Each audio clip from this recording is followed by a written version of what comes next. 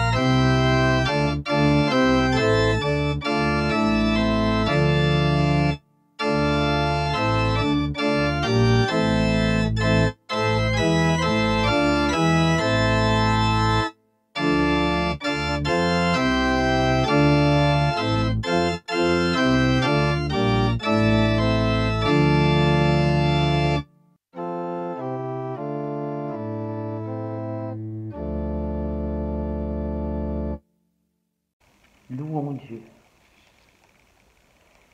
Merci pour le temps que tu m'accordes encore aujourd'hui. Aide-moi à réserver chaque jour le temps de te rencontrer, le temps d'écouter les autres et de m'en préoccuper, le temps de respirer et d'admirer, le temps de sourire et de remercier, le temps de m'arrêter et de réfléchir. Seigneur, que ton esprit habite le temps que tu m'offres et lui donne sa dimension d'éternité. Amen. Aujourd'hui, nous lisons dans le livre de l'Exode au chapitre 34, le passage qui servira de base à notre prédication. Moïse taille 2 nouvelles tablettes de pierre comme les premières. Il se lève tôt le matin et il monte sur le Sinaï avec les 2 tablettes comme le Seigneur l'a commandé. Le Seigneur descend dans le nuage de fumée et il se tient là, auprès de Moïse. Moïse prononce son nom, le Seigneur. Ensuite, le Seigneur passe devant Moïse et il dit d'une voix forte, « Je suis le Seigneur, oui, je suis un Dieu de pitié et de tendresse. Je suis patient, plein d'amour et de fidélité. Je montre ma bonté pendant des milliers de générations. Je supporte les fautes, les révoltes et les péchés. Mais le coupable, je ne le déclare pas innocent. J'agis contre celui qui a péché, contre ses enfants, jusqu'à la 3e ou la 4e génération. » Aussitôt, Moïse s'incline et adore le Seigneur. Puis il dit, « Seigneur, puisque tu te montres bon pour moi, je t'en prie, viens avec nous. Je le sais, ces gens ont la tête dure. Mais pardonne nos fautes et nos péchés, et considère-nous comme ton peuple. » Le Seigneur dit à Moïse, « Je vais faire alliance avec vous. » Je vous propose de chanter le prochain cantique.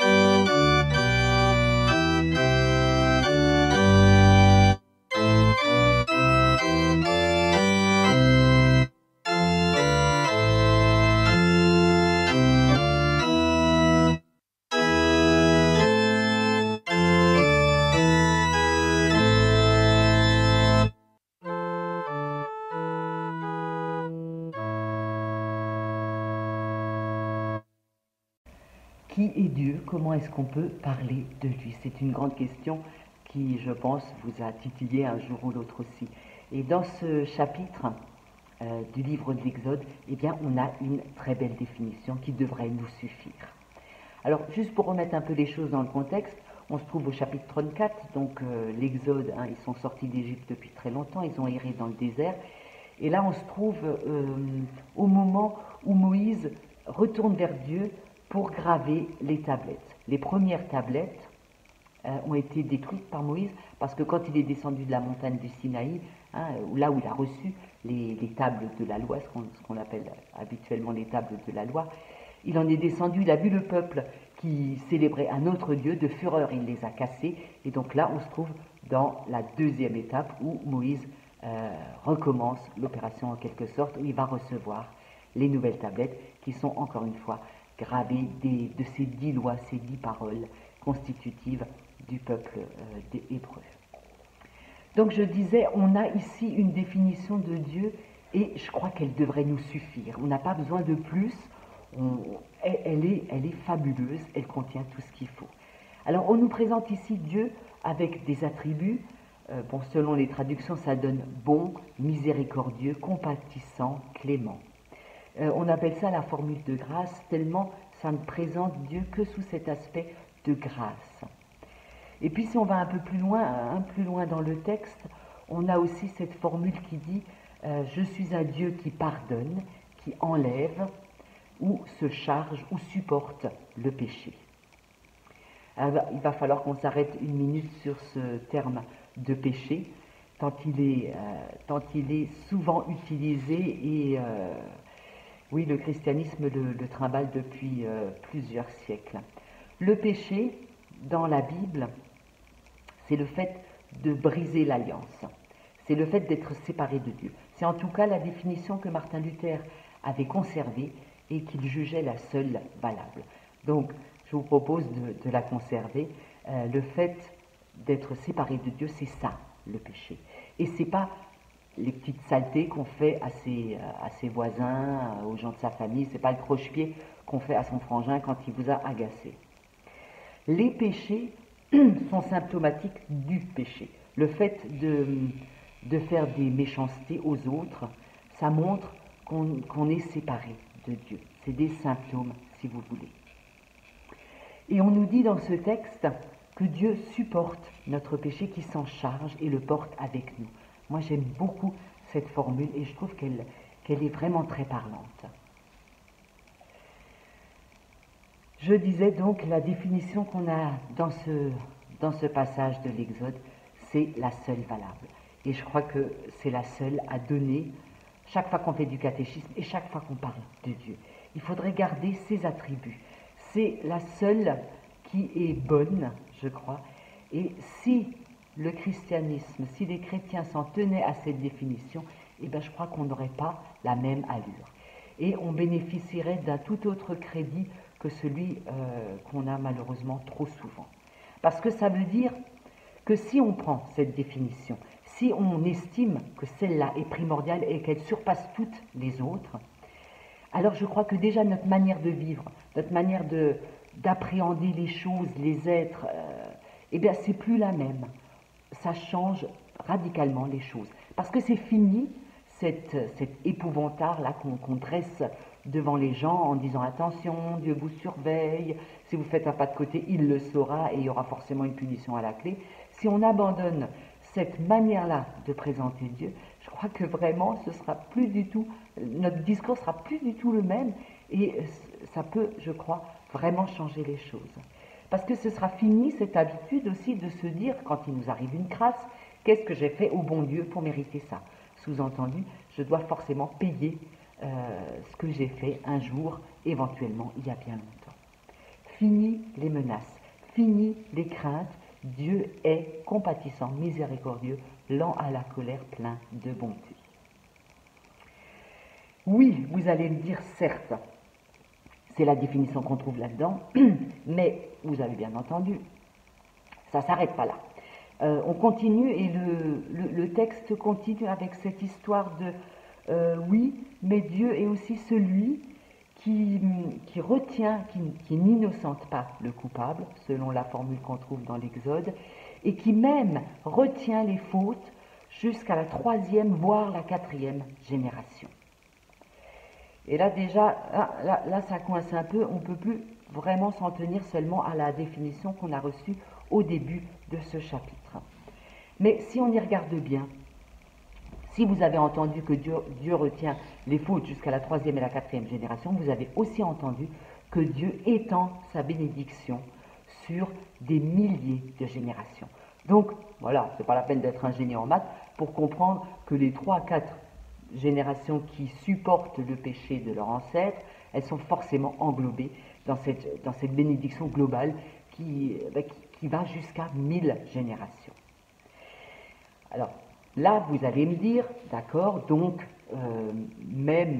voilà, donc tout le monde est au bénéfice, si vous voulez, de cette bénédiction qui va jusqu'à 1000 générations, mais alors, à quoi ça sert? Pourquoi est-ce que l'auteur a quand même gardé cette mention du péché, de la faute qui retombe sur 3 ou 4 générations? C'est pas utile, franchement, puisque on a établi que ça s'annulait. Quel intérêt de le dire quand même, de mentionner quand même? Eh bien, moi je crois que quand Dieu conclut une alliance, hein, et c'est la suite de ce texte, puisque Dieu en arrive à conclure avec l'alliance avec le peuple, en fait cette alliance, c'est pas un truc sans valeur. Cette alliance, ce contrat, si on veut, eh bien il y a des exigences. Il y a quelque chose qui est attendu de l'autre partie. Dieu conclut une alliance et les termes sont clairs. La bénédiction s'étend jusqu'à 1000 générations. Mais en face, il est attendu quelque chose aussi. En face, le peuple aussi doit s'engager et se montrer responsable. Responsable de ses actes, responsable de ses paroles. Et moi, j'entends cette mention de la faute qui retombe sur plusieurs générations comme un appel à la responsabilité, à se regarder avec vérité, à se dire voilà qui je suis et voilà éventuellement ce que j'ai fait de travers et qui peut porter conséquence même au-delà de mon vivant. Ce contrat, je crois, nous engage vraiment à la responsabilité et à la conscience, à savoir qui on est, ce qu'on fait, parce que ce qu'on est et ce qu'on fait, eh ben, ça a de l'importance, ça a du poids. La manière dont je me comporte dans ce contrat, ce que j'en fais, eh ben, c'est important. Je ne fais pas n'importe quoi sous prétexte que de toute manière, la bénédiction de Dieu, elle vaut pour 1000 générations. C'est un appel, je crois, à la responsabilité. Et là encore, je crois que Martin Luther et les autres réformateurs, nous ont toujours rappelé cette exigence, cette cohérence, si vous voulez. Vivre avec Dieu, c'est savoir ce qu'on fait, c'est s'engager pour plus de justice, pour une manière d'être qui est responsable. Il y a des exigences et l'homme qui se regarde en vérité et sans faux semblant, c'est pris en compte. Mais en même temps, nous rappelle ce texte, puisque Dieu est compatissant, bon et clément, il nous accompagne même dans les pires épreuves et même dans le désespoir.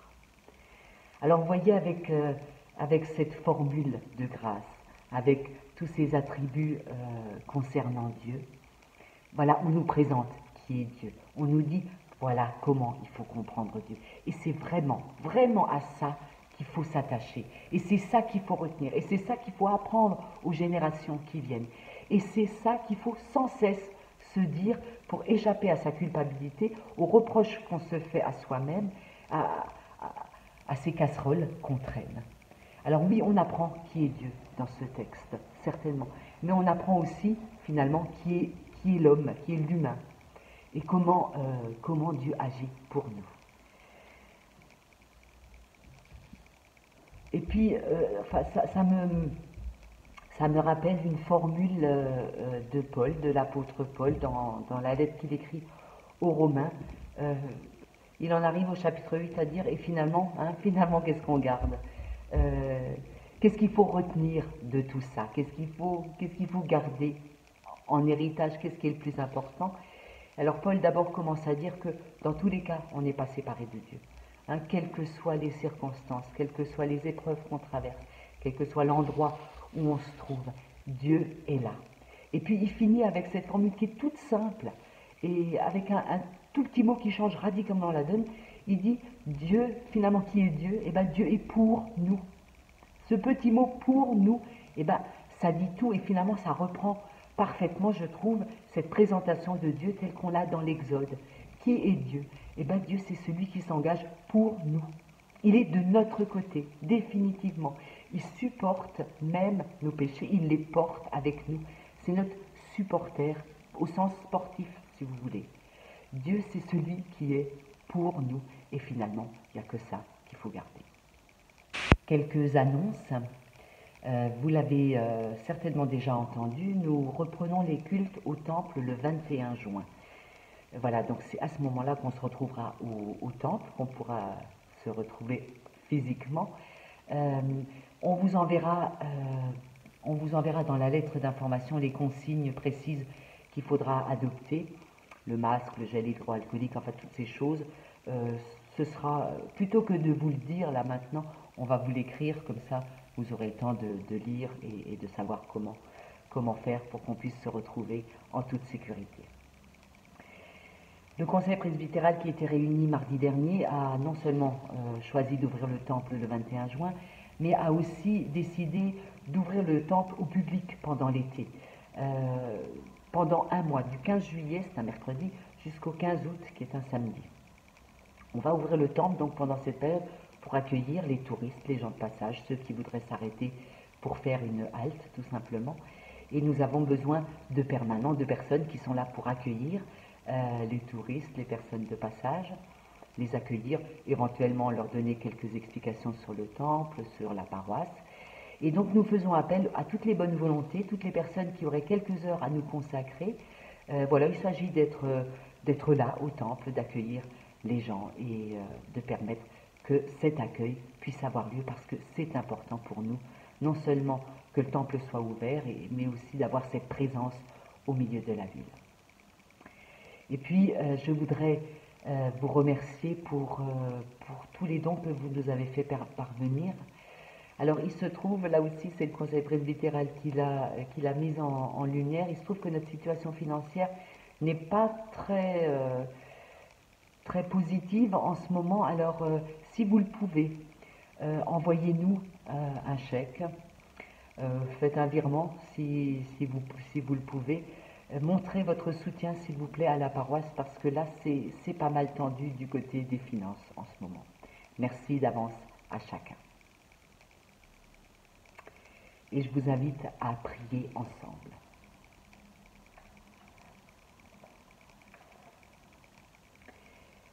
Puisque voici venu le temps de perdre le temps, je voudrais que disparaisse de ma vie l'habitude ou la distraction, ce pli qui m'empêche de voir le vrai visage des hommes et des choses. Ouvre mes yeux, Seigneur. Prends ce cœur plus usé que la corde à la margelle du puits, ce cœur qu'ont durci les déceptions et les échecs. Ouvre mes yeux sur tous ces gestes d'amitié, de solidarité, ces fleurs merveilleuses jetées sur notre route. Ouvre mes yeux, Seigneur, quand la fatigue me surprend et que je me traîne sur les chemins. Fais-moi comprendre la grandeur des petites choses que je recommence chaque jour. Montre-moi la place unique où tu m'as placé pour bâtir ton royaume, et donne-moi le goût de la tenir avec assurance.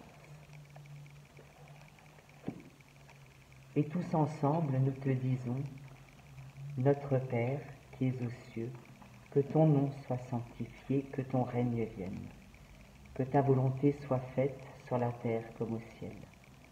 Donne-nous aujourd'hui notre pain de ce jour. Pardonne-nous nos offenses comme nous pardonnons aussi à ceux qui nous ont offensés. Et ne nous laisse pas entrer en tentation, mais délivre-nous du mal.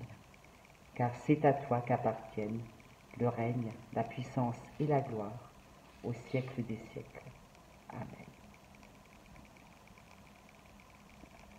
Et nous chantons une dernière fois.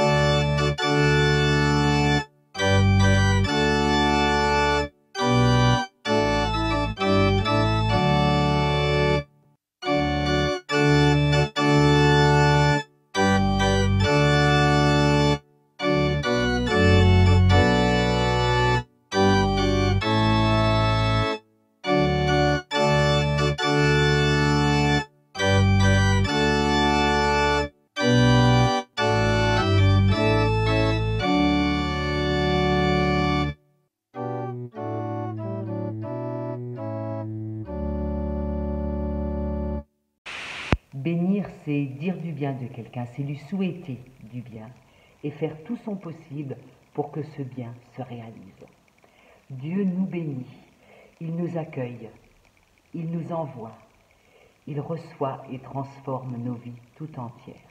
Allez dans sa paix et sa bénédiction. Amen.